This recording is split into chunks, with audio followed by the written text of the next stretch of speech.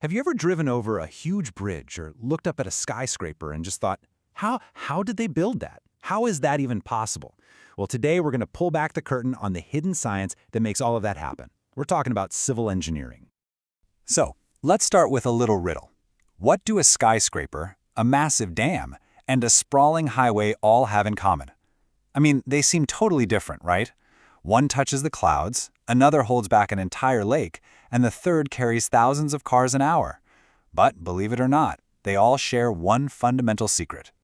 And that's the answer. They are all the work of civil engineers. This is the field that literally builds our world. We're talking about the tunnels that run beneath our feet, the pipes that bring us clean water, and the railroads that connect entire continents. It's all civil engineering. Now, civil engineering is a huge topic. It's massive. So to really get our heads around it, we're going to break it down into four main pillars.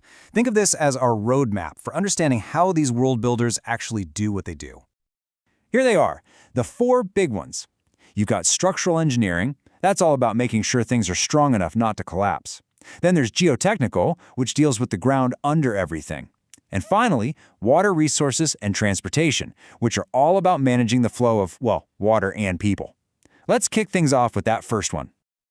All right, our first pillar, structural engineering.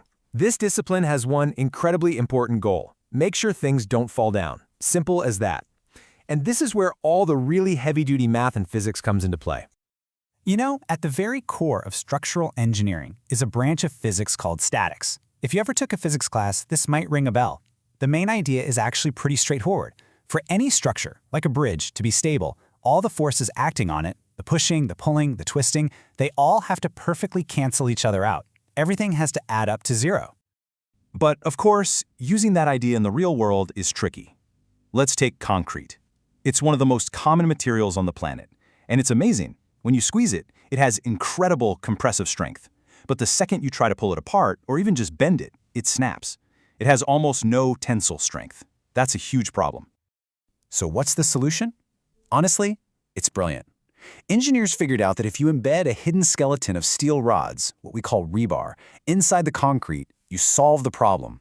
See, steel is fantastic when you pull on it. So when you combine the two, you get this super material, reinforced concrete, that can handle both being squished and being stretched. It's the best of both worlds.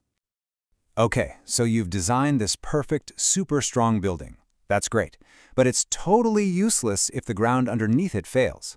And that brings us to our second pillar, geotechnical engineering. This is where we start looking below the surface. And really, there is no better or more famous example of why this is so critical than the Leaning Tower of Pisa. The tower itself was structurally fine. The problem was the ground.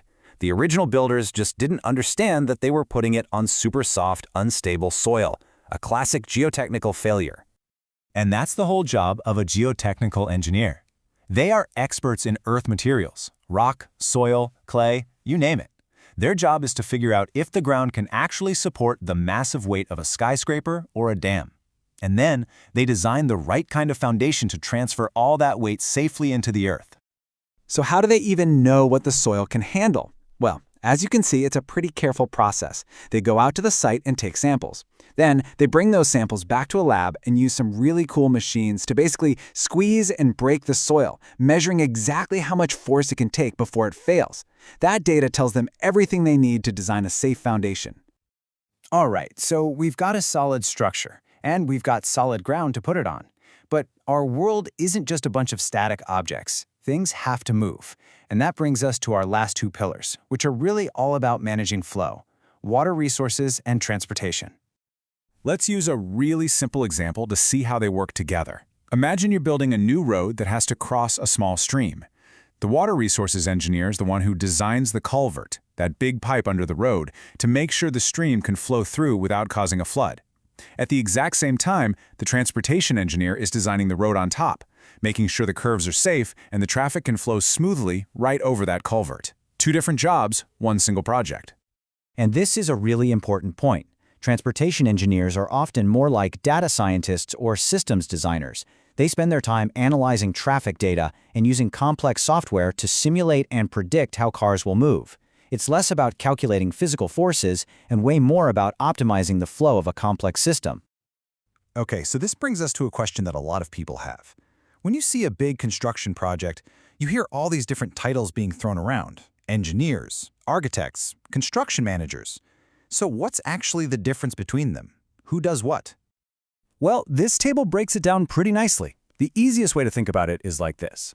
The architect has the vision. They design what the building will look like and how it will function. The civil engineer is the technical expert who figures out how to make that vision a reality, making sure it's safe and won't fall down. And then the construction professional is the one who actually gets their hands dirty and physically builds the whole thing. And you know, becoming one of these world builders isn't just cool, it's actually a fantastic career path. It's a profession with a very strong foundation, pun definitely intended. The job outlook is good, and you get a chance to literally shape the world that we all live in every single day.